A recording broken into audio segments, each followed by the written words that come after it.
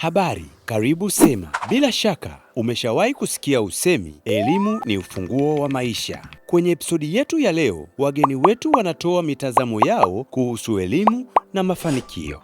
Elimu ni ufunguo wa maisha, lakini ambao hujui kitasa kiko wapi. Kuchagua path, yani kwamba mimi nataka nipite hapa nije kuwa mtu fulani, lakini sio kitu kitakugarantia like unavyoanza kwamba ninaanza elimu toka udogo, nitakapomaliza nitafanikiwa kwenye sekta fulani. But mfumo wa elimu yetu unakupa kwamba okay, tunakuexpose kwa na knowledge, maarifa na kitu fulani, lakini hatukwambii wapi uende ukafungue. Ndio maana kuna watu ambao wana uwezo mkubwa sana wa kifedha lakini hawana elimu. Ni kwa sababu wao waliamini kuna elimu na shule. Uwe na elimu, usiwe na elimu, maisha is all about sacrifice, hard work na moyo na kitu chako ambacho unakifanya. Mpaka hapa nilipofika, kuna watu wengi ambao naona elimu yao imewasaidia mpaka kufika hapo walipo, lakini pia mimi binafsi kama mwanachuo naona fursa nyingi zinanikuta chuoni. Kwa hiyo elimu mimi naona ni chanzo cha mafanikio. Kuna njia nyingi za kumfanya mtu afanikiwe. Moja wapo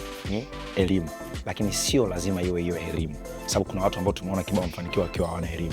Changamoto ilionao ni kwamba watu wengi wanaamini kwamba kwenye elimu kuna siri nyingi sana za mafanikio ambazo zimefichwa mbele ndani. Unakuta kuna mtu form 2 aliacha elimu, nika sacrifice like amegombana na wazazi, afanye mimi na elimu basi tumeachana, akaput in work kwenye tuseme for instance ni biashara, kaenda akajitupa Kariakoo, sacrifice mwaka wake mzima kusota kufanya nini, hadi mwaka unaisha utakuta ana connection fulani vitu fulani ana wateja fulani unakuta anaanza kwa labda winga nini. As we progress kumpa miaka kama 4-5 hivi anakuwa tayari yupo kwenye position nzuri kimafanikio. Mimi katika kusoma kwangu sijaona bado eza katika level ya chuo kikuu kwamba na lecture ambaye ni tajiri sana, so that means kwamba ni moja tu ya njia ya kufanikiwa, lakini sio lazima uwe na elimu ili ufanikiwe, kwa sababu kuna wengi waliofanikiwa wakiwa hawana elimu, na tuna mifano hai duniani, Tanzania, tunakotokea na sehemu zingine zote. Mafanikio hayategemei shule.